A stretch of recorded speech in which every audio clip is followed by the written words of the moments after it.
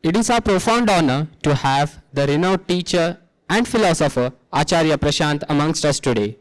A social reformer and educator of true spirituality in the world, Acharya Prashant speaks strongly for female empowerment, protection of the natural world, compassion for animals, Vedantic wisdom for living rightly, and campaigns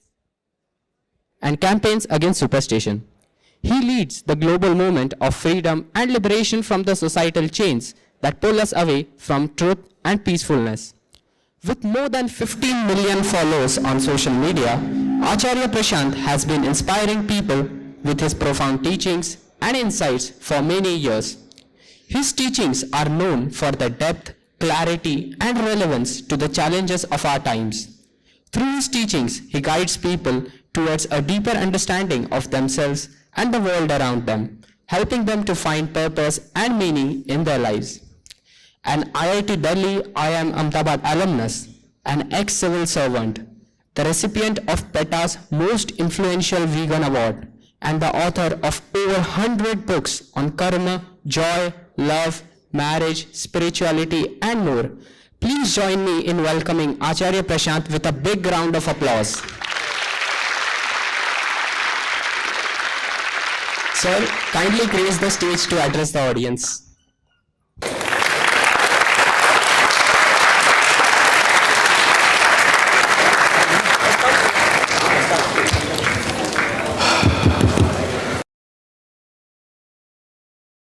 Sir, when it is said that a person or a place has positive or negative vibrations, you strongly disagree with this point of view. Why is it so?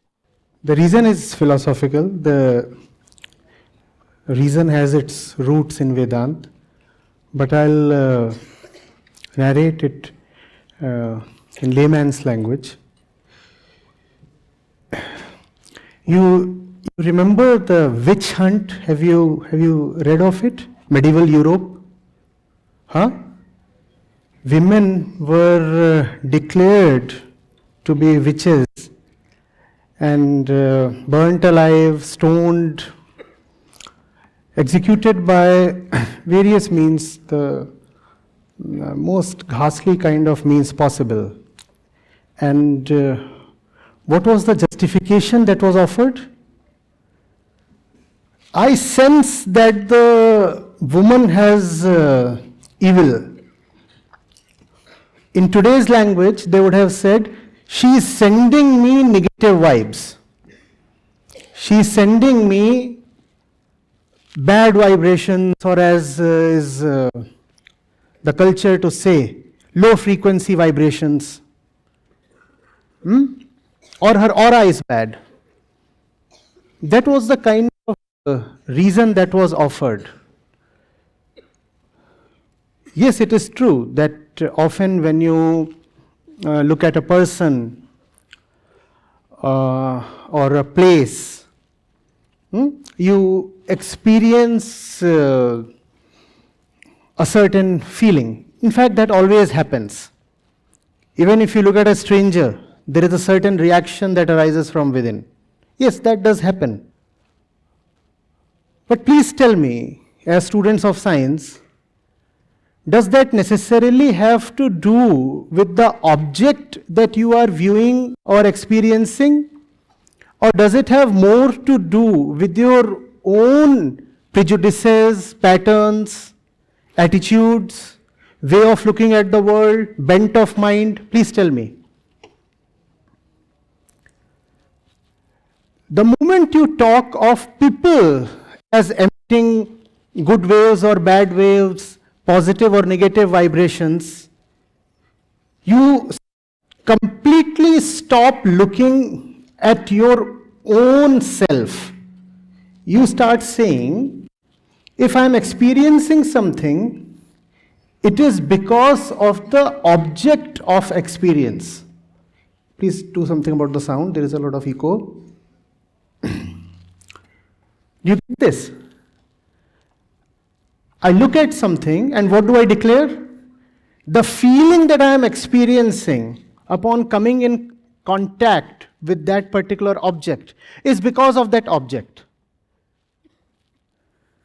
I am nowhere in the picture. I'm neutral. I'm transparent. I'm nobody. The thing is, what you are experiencing is totally subjective to you. It is your own feeling.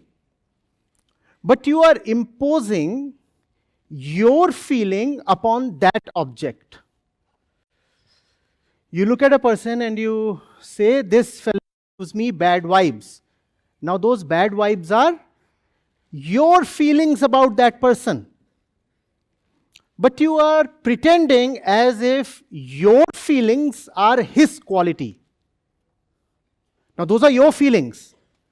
Why don't you admit that? Why are you superimposing your experience upon that object? And the experience is extremely subjective.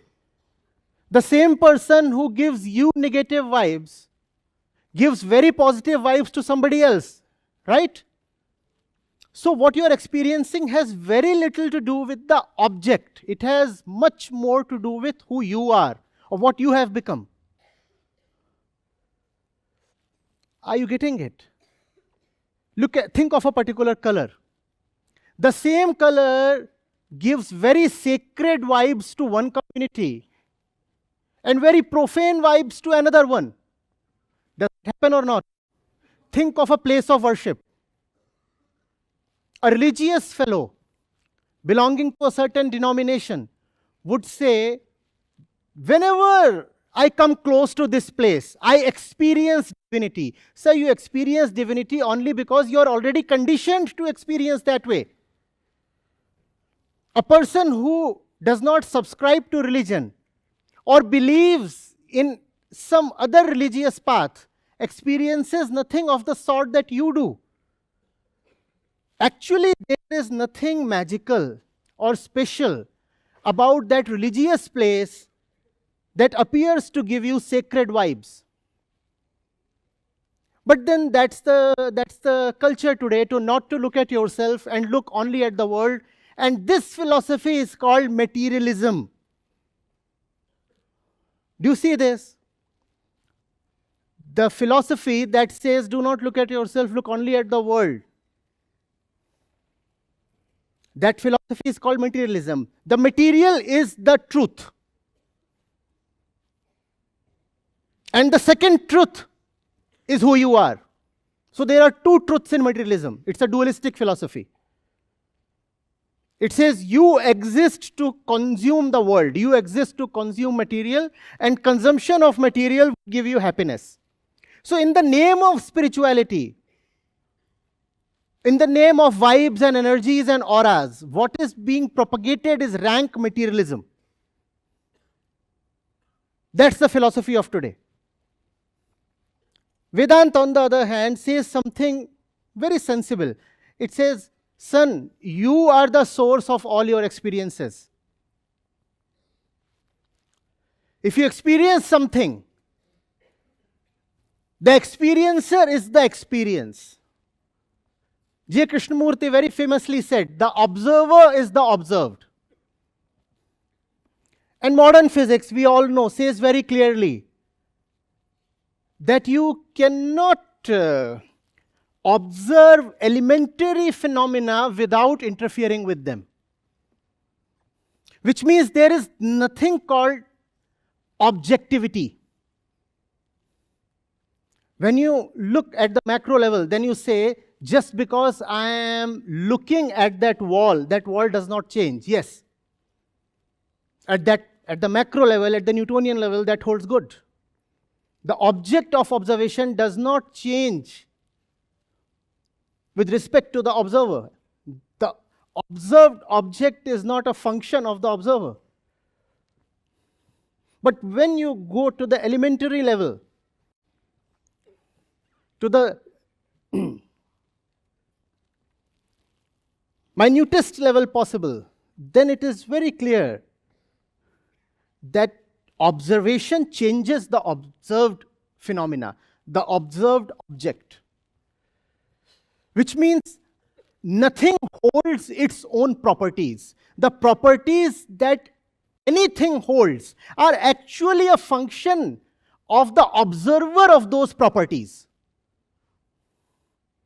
If I put it in layman's language, your girlfriend holds certain properties for you. She does not hold those properties for her neighbor or her father or her brother. Is that true or not? Obviously, yes. But when you talk of vibes and all, then you want to say, no, no, no. I'm not prejudiced, I'm not conditioned, I'm not flawed. That fellow sends me bad vibes. Well, that fellow sends sacred vibes to somebody else. Don't you see that your perception is totally subjective? But we do not realize that. So, this cult of vibrations and auras and energies and positivity and negativity, it is an enemy of self-observation. It will not allow you to look at yourself. Whatever is happening within, you will think it is happening as a result of some external happening. You will keep looking outwards, and that's a great damage that this cult inflicts on you. It is a mark of wisdom to be a little detached to your experiences. To not to take your experiences as the truth. Because when you are taking the experience as the truth, you are actually taking the experiencer as truthful. The fact is that the experiencer is a very, very corrupted, conditioned, actually fictitious entity that exists within. It's classically called as the ego. And the ego is a product of physical and social conditioning. The ego is the experiencer, which means all your experiences are with respect to your ego. That's why your experiences keep changing so frequently and often so totally.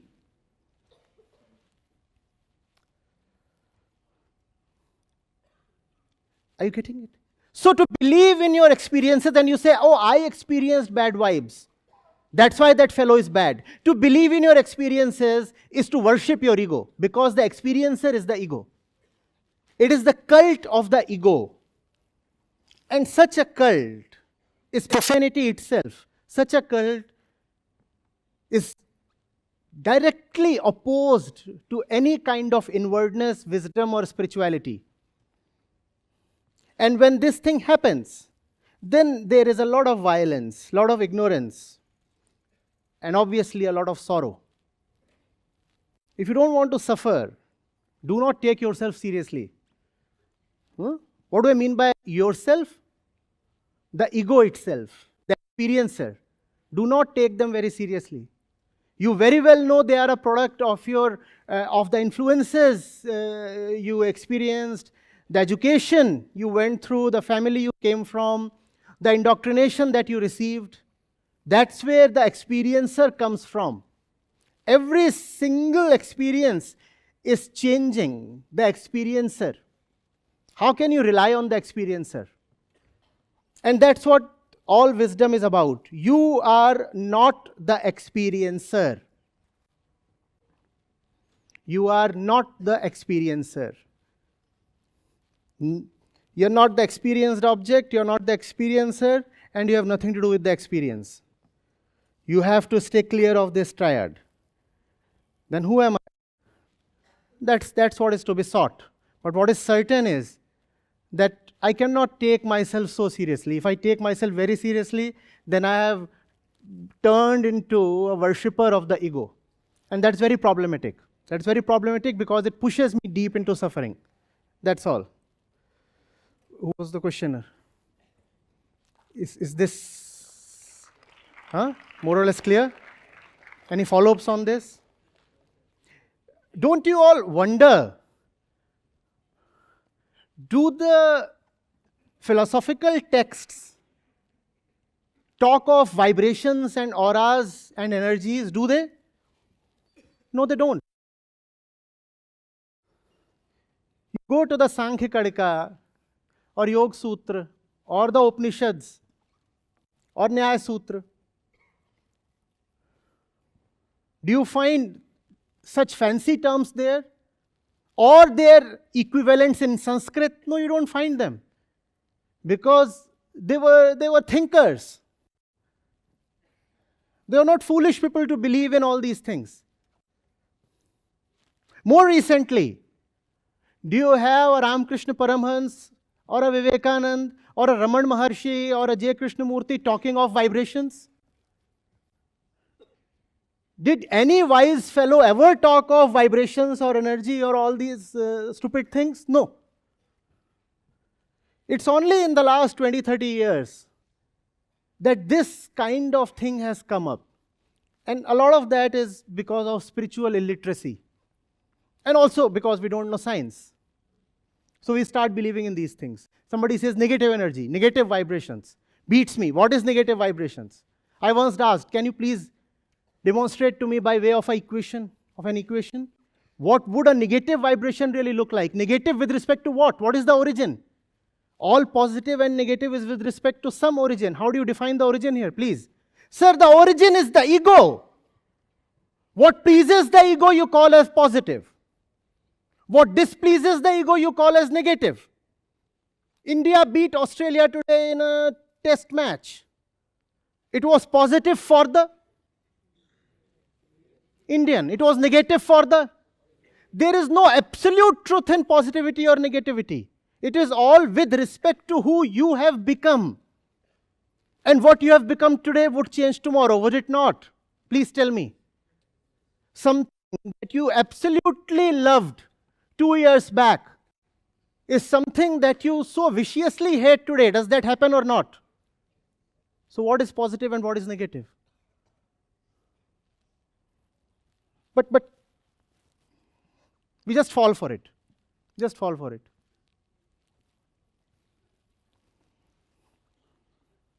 Low frequency vibrations. What exactly? How exactly are you calculating the vibrations, the vibrational frequency of a person? And if you want, indeed, if you want to go by the wave-particle duality and posit that all particles are waves as well, then we must understand that only very elementary particles like electrons can have any kind of substantial wavelength or frequency associated with them, right? We know all that, class 12th. Forget about a human being weighing 60 kilograms. Can some smart fellow from here who remembers his physics calculate even the wavelength of a tennis ball or a cricket ball? Can you? You can. There's the formula. But the wavelength would be of a dimension that you'd rather want to ignore. And here we are talking just of a small ball. And when you talk of a human being weighing 60 or 80 kilograms, what kind of vibration are you imagining?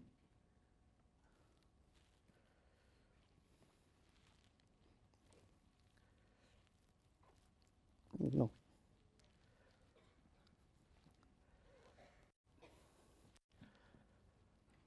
Good, we have started with this question. I'm pretty sure that we have many amongst us here, even in the IIT fraternity, who believe in such things. And all that is quite unfortunate. Yeah? And I also know that in spite of me having said what I just did, we would probably continue to believe in such things. Because there is something within us that just doesn't want to accept facts, that just doesn't want to live in understanding and wisdom. It's a very difficult thing to fight. But anyway, yes. Any follow-ups on this?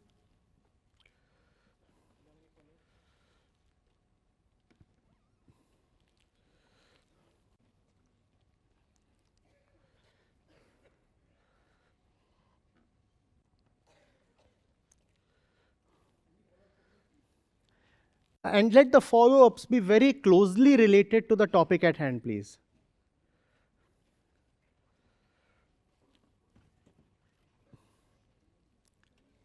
Namaste, Acharya ji. So I have one follow-up question. So I also don't believe in higher frequency or lower vibration.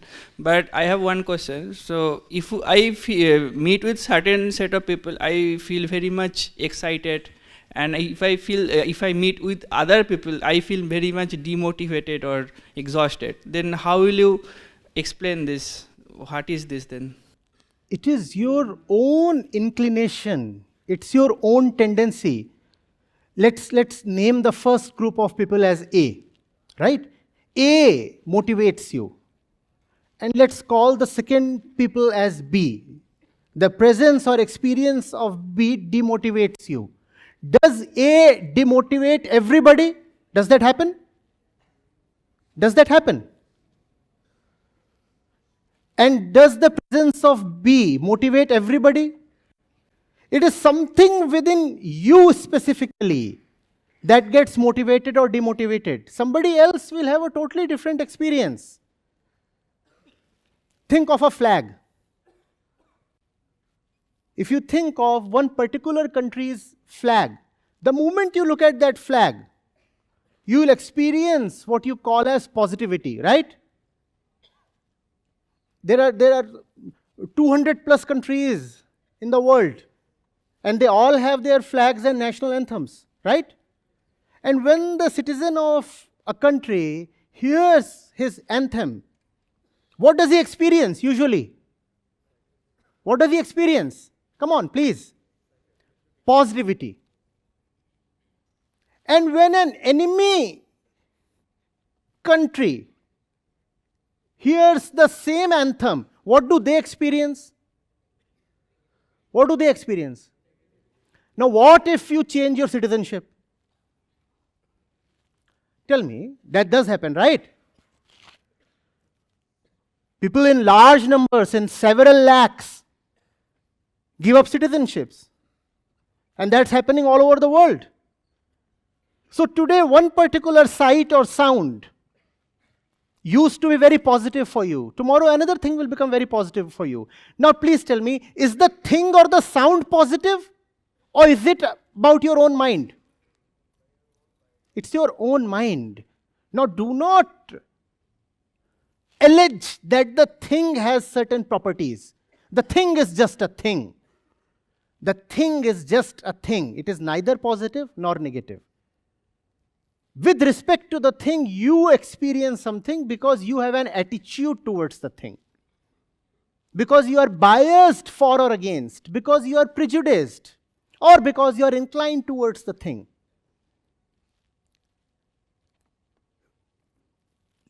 Have inwardness, please. Inwardness means if I have a certain experience, I will look at myself. That's what comes first. I come first. Later on, I'll also look at the object or the stimulus that aroused the experience. Fine, that is okay. I'll look at that. I'm not saying I'll ignore totally the object in front of me. No, it's not to be totally ignored. But the first thing to be investigated is the self. And that's the basis of all wisdom, all philosophy. That's Vedanta. And that's also common sense. Does that satisfy you? Where are you? Does that help? Thank you.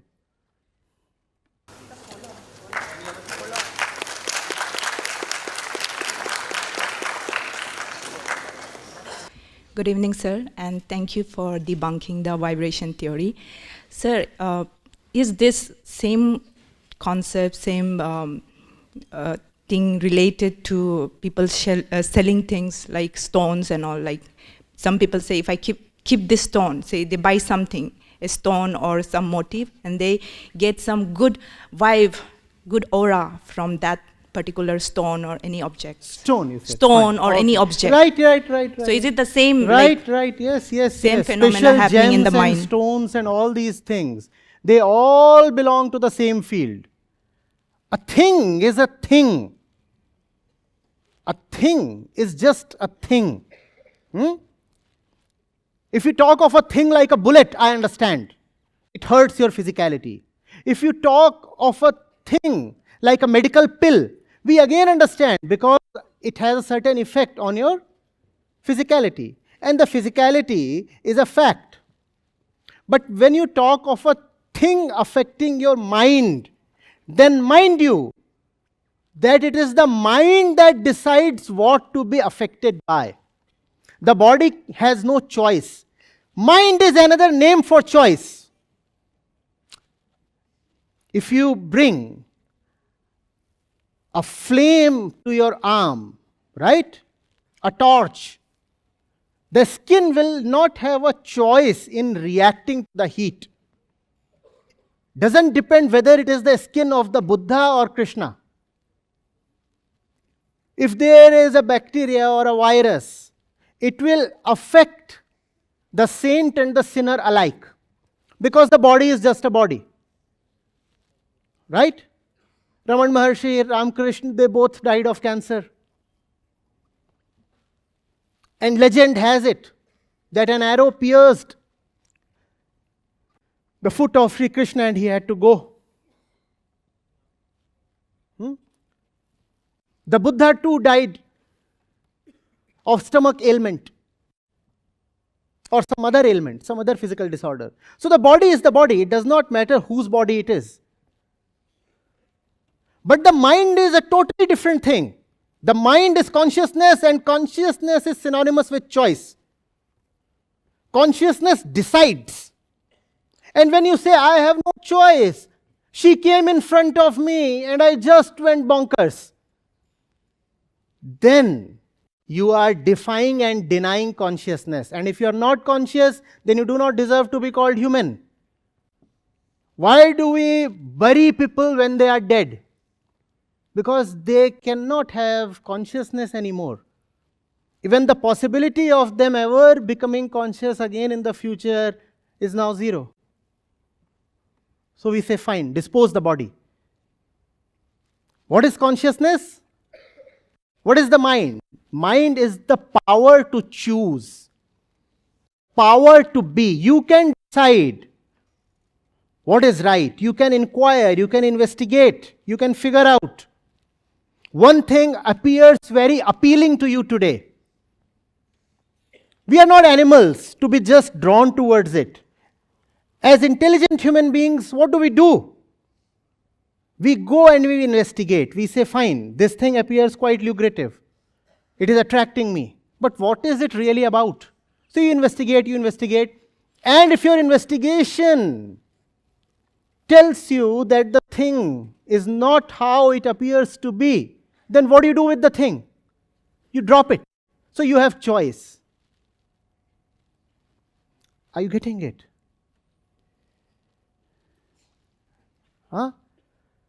A stone can affect you only if you first of all already believe that it is going to affect you.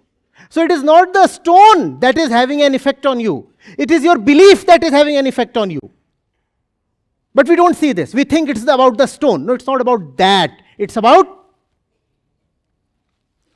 that's Vedanta. It's not about that. It's about this. And those who have known have gone on to say that this is the source of all that. So never be too bothered with that. Always go within. Ask yourself, why is this thing affecting me? There is nothing special in the thing. There is nothing special in any kind of stone or rudraksh or anything. No. But if you feel affected, it is because you have been strongly conditioned to believe that way. And there are a lot of people who have vested interests in conditioning you, in making you believe that a certain crystal or stone will have a beneficial effect on your life.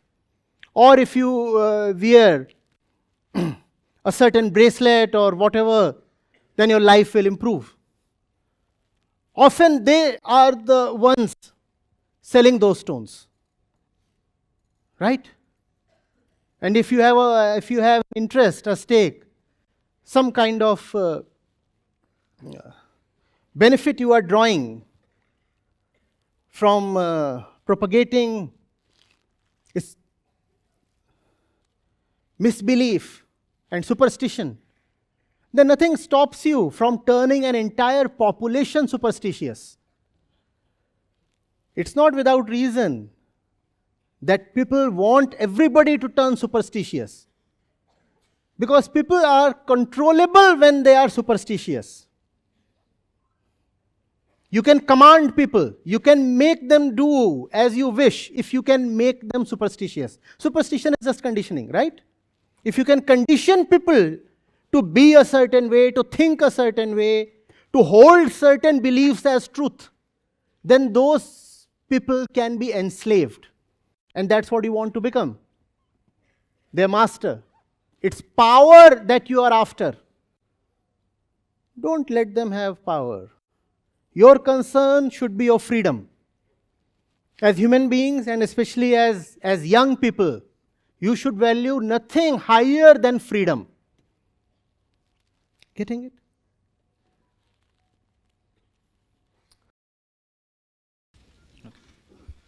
Hello, Namaste Acharya ji. So you spoke about vibrations, about stones. So I find this as abuse of science, as in to justify superstitions. And there are more other types of abuse of science, like people are using science to justify not only just superstitions, but profit mongering and misconducts even in the science. So, but there was a time when like science was seen similar to spirituality, because it asks the same, like it is the outcome of the same question, just directed towards outside. So from such state, now it has reached to a abusive state. So how has this happened? Like, that is my question to you. It was always this way. Think of Galileo, think of Newton, think of the attitude of the church towards them. It was always this way.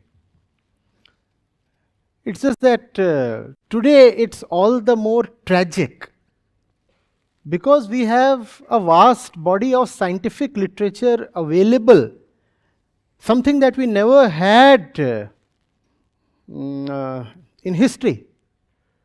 So if people were superstitious historically, that is probably pardonable, right? Because the way of science, the discoveries of science, the proofs that science offers were not freely available to them. So it's understandable if they had irrational beliefs. But today, when all those things are freely available, there is the internet, literacy is at an all-time high. You can access whatever scientific discipline you wish to. All that is available, and still people are superstitious. That's tragic. And that's something that must make all of you wonder. Because we often think that if science progresses, then all kinds of stupidities in the human species will be taken care of automatically, right? That has been the hope. We say a fellow is educated.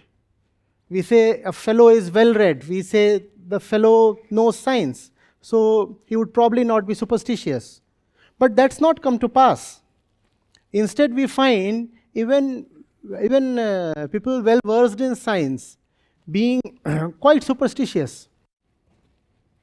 Just today, we received a message from a person. I was at IIT Roorkee a few months back, so somebody wrote from there, said, my father is a professor here, and he's been refusing proposals for my sister one after the other, for some reason related to the Kundali, the horoscope. So, I don't know what he wrote. Either she is Manglik, the fellow is Manglik, something. So how is it possible that even education has not been able to take care of these things? If you will think on this, the answer will scare you. The answer is that there sits within all of us a very ancient and terrible beast. Very ancient beast. If you want to look disparagingly at that beast, then that beast has been called as the unconscious by Freud. I have been calling that beast as the inner animal, just the animal, the forest, the jungle. India has called that beast as aham vritti. And when you want to look at how understanding that beast can result in your liberation, then you want to address it with a more favorable name. So in that case, it has been called as Prakriti. And when you realize that going close to Prakriti, which is your own primordial nature, will result in your liberation, then you worship Prakriti by the name of Devi. And India has had Prakriti worship and Devi worship since long, and for a good reason.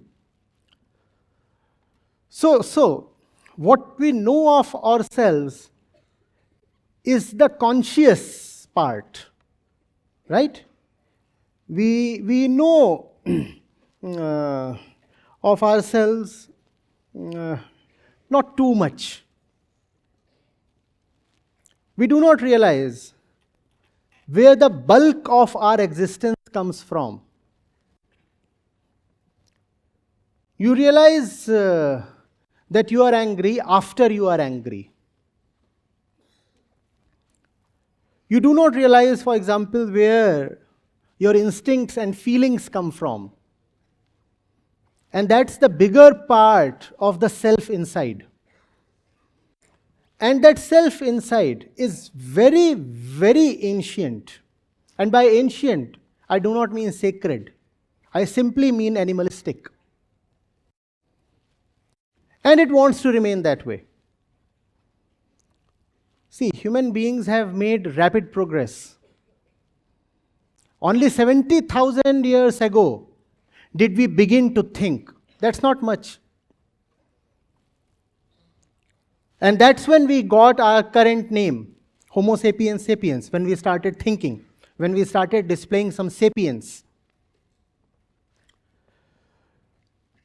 But we are far older than 70,000 years, right? We are millions of years old. And 70,000 years is nothing compared to how old we actually are. So it's almost like in a flash, in a split second. We have become cultured and civilized externally. But internally, the old thing has continued. Internally, we are still animals. Internally, we are still animals. Our instincts, our feelings belong to the animals. We share them with the animals. Attachment you find in animals, you find in human beings as well. Jealousy, possessiveness, you find all across the jungle, also in cities. You find somebody covetous, you find somebody violent, you find that in the jungle as well. Human beings are so territorial, fighting for land. Look at Russia and Ukraine. And look at the dogs in front of your house. They too keep fighting for land. And dogs get very angry if some alien dog comes and starts squatting on the space they call as their own. Right? So we are doing all the things that animals do. And that's what fundamentally drives us. One very strong thing that drives all animals is biology. Right? Those who have tried to understand it sometimes have said it's just sexual urge. Or they have said, well, it is libido. Or elan vital. But that's whatever, however you call it, it's something that you share with animals. Look at the human male rushing after the human female and doing that all his life. And look at the monkey running after the female monkey and doing that all his life. How are these two any different? And these are our primary motivators, are they not? Grabbing some land, grabbing some authority, getting some sex, possessing the object of sex, continuing to live. That's what Darwinian competitiveness was all about, right? You want to live and the other one also wants to live. Let's see who succeeds in living. Now that's what animals compete for. That's what we also compete for. Let's see who succeeds in living. I'll kill you. And if we will cooperate only to the extent our interests overlap. Otherwise, we'll be at war. So that's the animal within us. And it is that animal that is superstitious. When you are being superstitious, you are simply displaying that you might have come out of the jungle, but the jungle has still not gone out of you. Getting it? Does the animal have thought? No.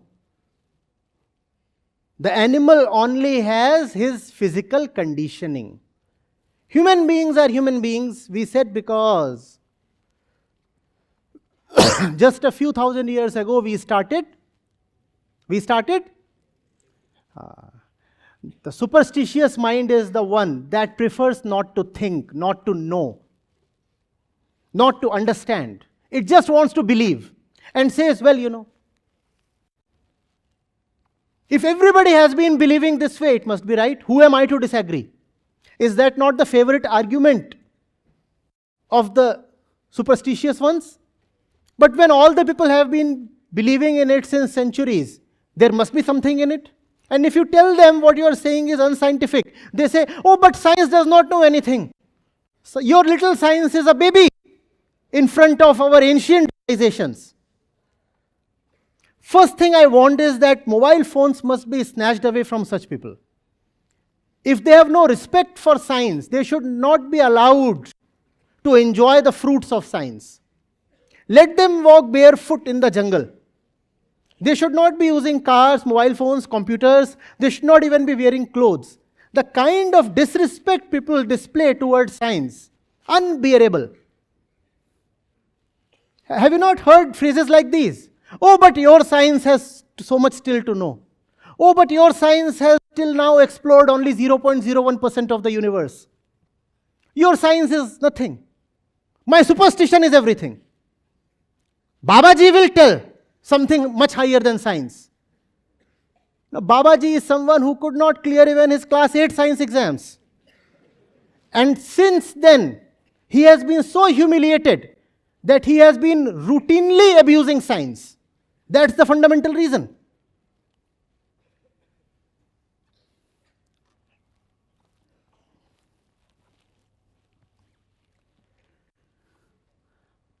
I'm saying all this because I think you will be a receptive audience. I'm hopeful I'm talking to people who have not used science just as a means to clear the JEE and earn placements. I hope science is not just a subject, but a matter of attitude, right? Never keep your thinking faculty away. Ask, keep inquiring. Always seek to understand. Belief is not the answer to anything you come across. Even if you cannot come to a conclusion in your inquiry, it's far better to just stay in the process of investigation. Even if your entire life you cannot come to a definite answer, it is all right. But never come to a false answer. Never settle down too easily. Yes? Yes. You see, had I been going by my feeling, I wouldn't have been standing here in front of you. My father, who who was just not my father, but also my teacher. He left me on the 3rd of this month. There was no way I could have traveled so far to come to you. That's what my feeling said. In fact, my foundation had communicated to your organizing committee that I won't be able to come. But then we were told that it's a group of enthusiastic seekers who will have very relevant questions and who really want to benefit. So I put my feeling aside and came here. I'm pretty sure if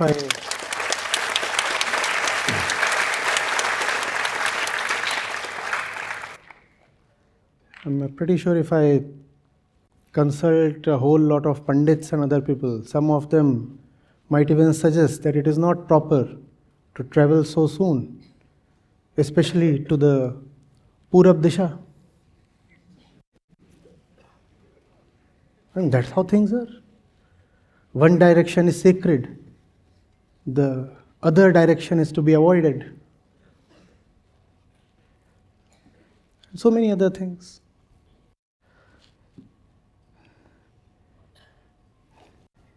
A ritualistic mind becomes insensitive and incapable of love. Do you see that? When you are superstitious, you turn insensitive. Don't let that happen to you. Yes, question.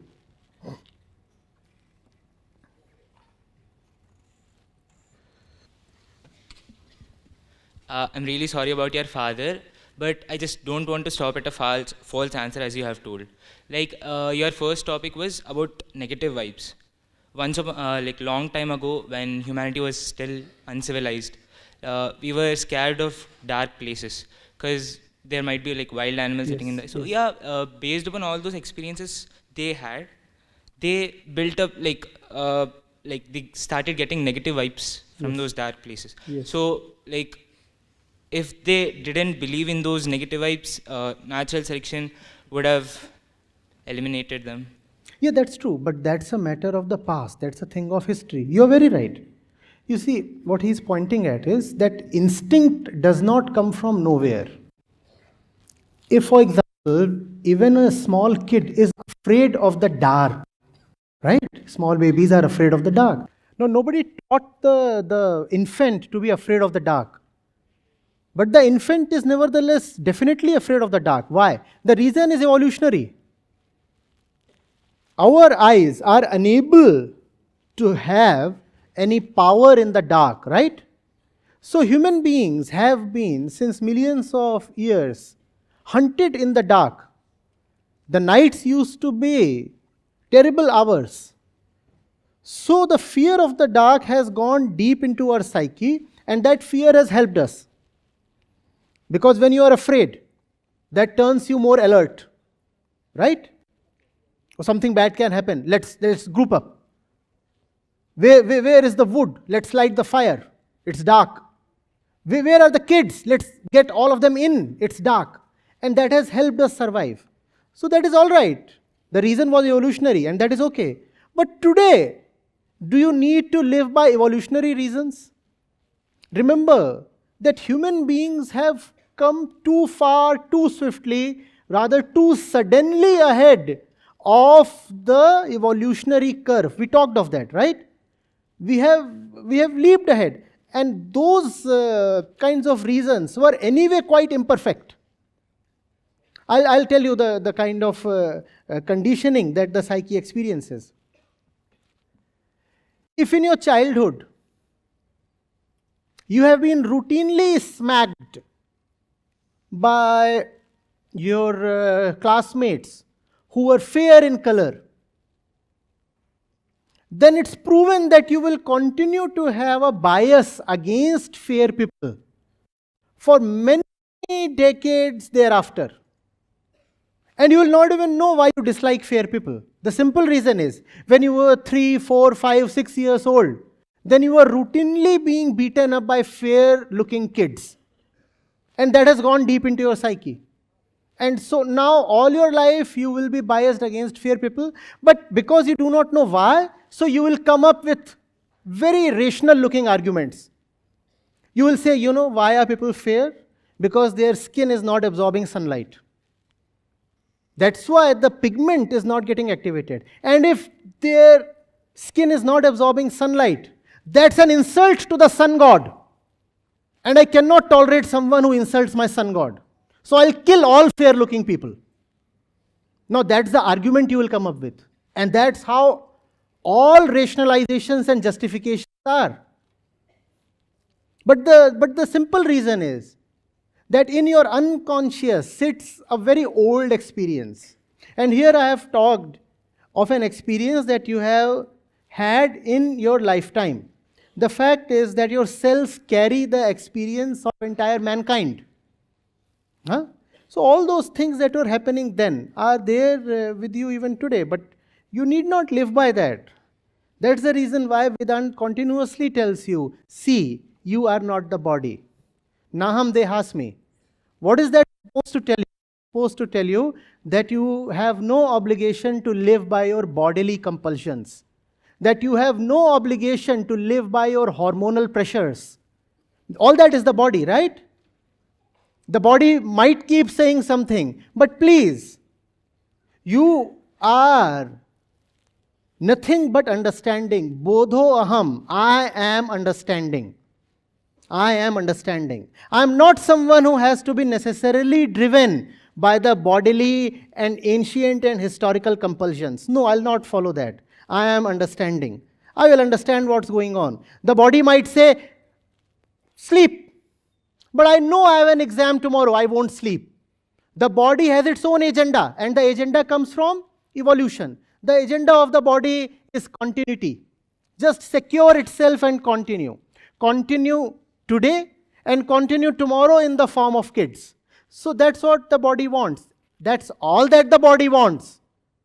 Eat and be married today, and also have good sex and produce 40 kids so that your DNA proliferates. The body wants nothing more than that. Now, do you want to live as the body? Animals live as the body. And if you're living as the body, then there is no scope of consciousness. And then, one is no better than an animal. Right? I do not mean to disregard all your instincts and intuitions, but you must know them as coming from stored experience of the past, which might not be applicable today, which might be totally invalid today. Also, which might be valid today, but needs to be disregarded in light of consciousness. Getting it?